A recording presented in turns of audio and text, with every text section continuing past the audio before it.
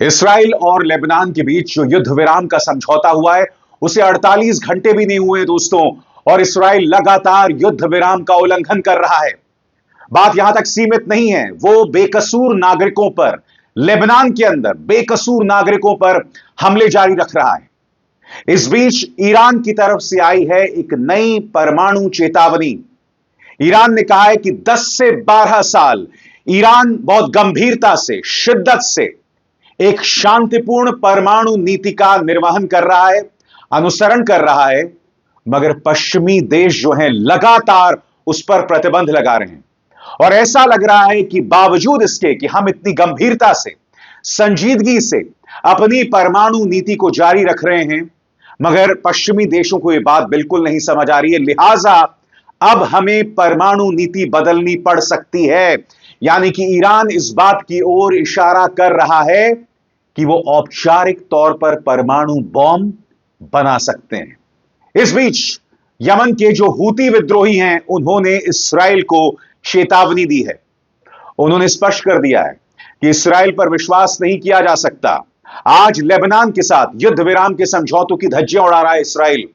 कल अगर गजा में भी युद्ध विराम होता है तब भी इस्राएल उसका पालन नहीं करेगा।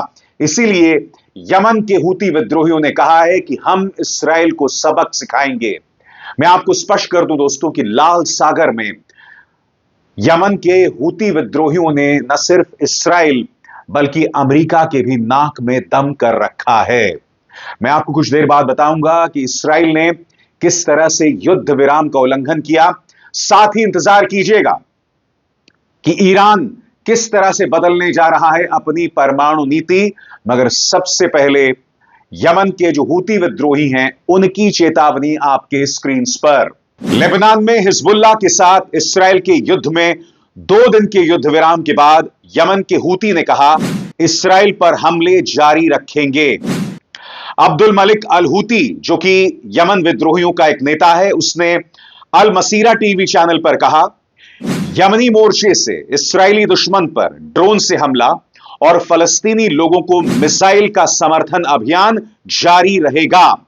यमन के हूती, जो इस्राएल और अमेरिका के खिलाफ ईरान के विरोध की धुरी का हिस्सा है, यानी एक्सिस ऑफ रेजिस्टेंस का हिस्सा हैं, वे गजा युद्ध शुरू होने के बाद से समय समय पर इस्राएल पर ड्रोन और मिसाइलें दागते रहते हैं। हूतीज ने गजा युद्ध के दौरान लाल सागर और एडन की खाड़ी में शिपिंग के खिलाफ अभियान भी चलाया था, जिससे महत्वपूर्ण व्यापार मार्ग गंभीर रूप से घायल हुआ था। दोस्तों, मैं आपको बतला दूं, यमन के जो हूती विद्रोही हैं, इनको लेकर कांग्रेस के सांसद मनीष तिवारी ने भारत के विदेश मंत्रालय से सवाल किया था। पहला सवाल यह था, जैसे कि आप स्क्रीन पर देख सकते हैं, कि क्या यमन के जो हूती विद्रोही हैं, क्या भारत उन्हें आतंकवादी मानता है? और इसके अलावा लाल सागर में जो उनकी कार्रवाई चल रही है, क्या उससे भारत के जो बिजनेस इंटरेस्ट हैं, व्यापारिक हित हैं, उस पर असर पड़ रहा है? तो इसके जवाब में विदेश मंत्रालय ने बहुत गोलमोल जवाब दिया था। विदेश मंत्रालय ने कहा कि भाई, आतंकवादी कौन होता है वो तो यूएपीए के अंदर परिभाषित है, यानी कि अनलॉफुल एक्टिविटी प्रिवेंशन एक्ट के अंतर्गत। यानी कि साफ तौर पर उसने यमन के हूती विद्रोहियों को आतंकवादी नहीं बताया, उल्टा यह कहा कि यमन की सरकार के साथ हमारे अच्छे ताल्लुकात हैं, मगर लाल सागर के अंदर जो यमन के हूती विद्रोहियों की कार्रवाई चल रही है उस पर भी भारत सरकार ने कोई स्पष्ट बयान नहीं दिया। मैं आपको बतलाना चाहूंगा कि यमन के जो हूती विद्रोही के नेता अल हूती हैं, उन्होंने कहा मुझे उम्मीद है कि सेना और लोगों में हर कोई हमारी जिम्मेदारी से अवगत है और भगवान की मदद से इस्राएली दुश्मन के खिलाफ हम और अधिक कारगर साबित होंगे। उन्होंने कहा कि यमनी मोर्चे पर हम फलस्तीनी लोगों का समर्थन करने की पूरी कोशिश कर रहे हैं। यमन के हूती विद्रोहियों ने अपने तेवर क्यों सख्त कर लिए हैं, आपको समझना पड़ेगा, क्योंकि न सिर्फ ईरान बल्कि यमन के जो हूती विद्रोही हैं वो भी इस्राएल पर विश्वास नहीं कर रहे हैं। और इसमें उनके बयानों पर आपको जाने की जरूरत नहीं है, आप जमीन पर देखिए। मैं आपके सामने एक एक करके खबर पेश कर रहा हूं कि किस तरह से इस्राएल लगातार युद्ध विराम का उल्लंघन कर रहा है। आपकी स्क्रीन पर Israel strikes across Lebanon during reports of cease fire deal. यानी कि खबर साफ तौर पर कह रही है कि एक तरफ युद्ध विराम का समझौता, मगर बावजूद उसके इसराइल जो है वो लेबनान के अलग अलग ठिकानों पर हमला कर रहा है। इसके बाद ये दूसरी खबर देखिए दोस्तों, on second day of truce Israel and Lebanon trade accusations of violations. यह खबर कहती है कि युद्ध विराम का दूसरा दिन और लेबनान और इसराइल दोनों एक दूसरे पर युद्ध विराम के उल्लंघन का आरोप लगा रहे हैं। मगर आप जानते हैं कि इसराइल के पास ज्यादा हथियार हैं, ज्यादा मिसाइल हैं, लिहाजा उसका एक एक हमला जो है वो लेबनान को नुकसान पहुंचा रहा है। खबरें क्या कह रही हैं आपके स्क्रीन पर। इसराइल और लेबनान ने एक दूसरे पर युद्ध विराम समझौते का उल्लंघन करने का आरोप लगाया है, क्योंकि इस्राएली सेना ने कहा है कि उसने दक्षिणी लेबनान में एक हिजबुल्लाह फैसिलिटी पर हमला किया है। गुरुवार को यह हमला इस्राएली सेना के उस बयान के कुछ घंटों के बाद आया जिसमें उसने कहा था कि उसने दक्षिणी लेबनान के कई इलाकों में उन पर गोलीबारी की है जो संघर्ष विराम की शर्तों का उल्लंघन कर रहे हैं। Israel's launched 2 airstrikes in Lebanon in just the past hour, which appears to be a resumption of hostilities despite the ceasefire. Its military says one target was a Hezbollah weapons storage facility in southern Lebanon, and now we're hearing about a second Israeli strike near Sidon. Well, that's further north. Well, earlier it accused fighters of breaching the agreement by moving into several areas. Hezbollah is reporting Israeli tank fire in at least 6 villages in the border area. It's putting pressure on the Lebanese army, who are enforcing a demilitarized zone in the south. At the same time, thousands of displaced Palestinians. गुरुवार का पूरा दिन ऐसे ही गुजर गया। दोनों पक्ष एक दूसरे पर युद्ध विराम के उल्लंघन का आरोप लगा रहे थे, और आप जानते हैं दोस्तों, ये जो समझौता हुआ है इसमें 60 दिनों के अंदर दोनों पक्ष में शांति कायम करने की कोशिश है। इस समझौते की क्या शर्तें हैं आपकी स्क्रीन पर एक बार फिर। अमेरिका और फ्रांस की मध्यस्थता में हुए युद्ध विराम समझौतों की शर्तों के तहत हिजबुल्लाह लड़ाकों और इस्राएली बलों को 60 दिनों में धीरे धीरे दक्षिणी लेबनान से हटना है। लेबनानी सेना और संयुक्त राष्ट्र शांति सैनिक तब पूरे क्षेत्र में तैनात होंगे और हिजबुल्लाह जो है वो लितनी नदी तक सीमित हो जाएगी। मगर 48 घंटों में लगातार इसका उल्लंघन किया जा रहा है, और ईरान कह रहा है कि हमें इस बात को लेकर हैरत नहीं है। ईरान के विदेश मंत्री अब्बास अरागाची यहां तक कि इस्राइल की नीयत पर सवाल उठा रहे हैं। उनका सवाल आपके स्क्रीन पर। ईरान के विदेश मंत्री अब्बास अरागाची पूछते हैं, अब इस्राइल लेबनान में युद्ध विराम के लिए क्यों तैयार हुआ? क्योंकि वो अपना काम नहीं कर सके और वो काम पूरा करने में सक्षम नहीं है। उन्होंने इस बात पर जोर दिया, हां हिजबुल्लाह को नुकसान हुआ है, लेकिन सिर्फ नेतृत्व और उच्च स्तरीय कमांडर के स्तर पर हिजबुल्लाह का जो संगठन है वो पूरी तरह से बरकरार है। यहां पर ईरान के विदेश मंत्री अब्बास अरागाची कह रहे हैं। वो आगे ये भी कहते हैं कि हमास के साथ भी अगर इसराइल समझौता करेगा तो सिर्फ मजबूरी में, मगर इस वक्त उसकी कोई ऐसी नियत नहीं दिखाई दे रही है। बकौल अब्बास अरागाची, इसराइल हमास के साथ युद्ध विराम नहीं कर सकता, क्योंकि हमास के साथ युद्ध विराम इसराइलियों के लिए पूरी तरह से हार होगी।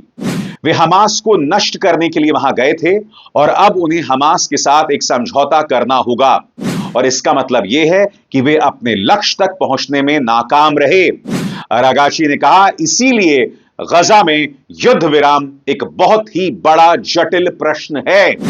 एक तरफ ईरान युद्ध विराम पर सवाल उठा रहा है, वो इसराइल पर बिल्कुल भी विश्वास नहीं कर रहा है, और दूसरी तरफ ईरान लगातार अपने तेवरों को सख्त कर रहा है। ईरान ने कहा है कि हमने बहुत ही शांतिपूर्ण परमाणु नीति का जो है निर्वहन किया, अनुसरण किया, मगर बावजूद इसके उसका उसे कोई फायदा नहीं हुआ। अब्बास अरागाची ने जो परमाणु नीति पर कहा दोस्तों, उस पर भी आपको गौर करना पड़ेगा। ईरान बदल सकता है परमाणु नीति। इस पर अब्बास अरागाची क्या कहते हैं? उन्होंने कहा कि ईरान के पास पहले से ही परमाणु हथियार बनाने की क्षमता और ज्ञान है, लेकिन उन्होंने कहा कि वे उसकी सुरक्षा रणनीति का हिस्सा नहीं है। ईरान कह रहा है कि हम चाहते तो परमाणु बॉम्ब बना सकते थे, मगर जो हमारी पूरी सिक्योरिटी नीति है, जो सुरक्षा की रणनीति है, उसमें परमाणु बॉम्ब जो है वो उस सुरक्षा रणनीति का हिस्सा नहीं है। आगे अब्बास अरागाची कहते हैं, ईरान में इस वक्त एक बहस चल रही है कि शायद यह एक गलत नीति थी। क्यों? क्योंकि इससे यह साबित हो गया कि हमने वही किया जो पश्चिमी देश चाहते थे, और जब प्रतिबंध हटाने की बारी आई तो व्यवहार में और हकीकत में ऐसा नहीं हुआ। उन्होंने कहा कि इसीलिए हो सकता है कि हमारी नीति में कुछ गलत हो। यहां पर अब्बास अरागाची यह भी बताते हैं कि इस वक्त ईरान के अंदर बहस चल रही है कि क्या हमें परमाणु बॉम्ब बनाना चाहिए। यह बहस वहां की एलिट्स में नहीं हो रही है दोस्तों, वहां आम लोगों में भी हो रही है। क्या कह रहे हैं अब्बास अरागाची? आपके स्क्रीन पर मैं आपको स्पष्ट रूप से बता सकता हूं कि यह बहस ईरान में चल रही है और ज्यादातर अभिजात वर्ग यानी एलिट्स के बीच, यहां तक कि आम लोगों के बीच भी, कि क्या हमें इस नीति को बदलना चाहिए या नहीं, क्या हमें अपने परमाणु सिद्धांत को बदलना चाहिए। अरागाची यहां पर कहीं ना कहीं पश्चिमी देशों से भी नाराज दिखाई देते हैं। उन्होंने सीधा हमला यूरोप और अमेरिका पर किया है। बकौल अरागाची उन्होंने कहा कि अगर यूरोपीय देशों ने संयुक्त राष्ट्र सुरक्षा परिषद में ईरान पर दोबारा प्रतिबंध लगाए तो इससे साबित हो जाएगा कि अब तक की जो ईरानी शांतिपूर्ण परमाणु नीति थी वो सिद्धांत ही गलत था। उन्होंने कहा कि यह 10 से 12 साल की बातचीत के बाद का नतीजा है और 10 साल के कार्यान्वयन और होमवर्क और इन सब चीजों के बाद अब ईरान पर सख्ती लगातार जारी है। और अगर ऐसा होता है तो मुझे लगता है कि हर किसी को यकीन हो जाएगा कि हम गलत दिशा में चले गए थे, इसीलिए हमें दिशा बदलनी चाहिए। और जब यहां पर अब्बास अरागाची ये कहते हैं कि हमें दिशा बदलनी चाहिए तो कहीं ना कहीं वो इस बात की ओर इशारा कर रहे हैं कि अब ईरान एक डिज्योर परमाणु शक्ति बन जाएगी, यानी कि वस्तुतः एक परमाणु शक्ति बन जाएगी और औपचारिक तौर पर परमाणु शक्ति हो जाएगी, जैसा कि भारत है, अमेरिका है, ब्रिटेन है, चाइना है। ईरान अब उसी फहरिस्त में आ जाएगी जैसा कि अब्बास अरागाची इस बात की ओर इशारा कर रहे हैं। यानी हर गुजरते दिन के साथ हालात बद से बदतर हो रहे हैं दोस्तों, और इसमें जिम्मेदारी अमेरिका और इस्राएल की कहीं ज्यादा है।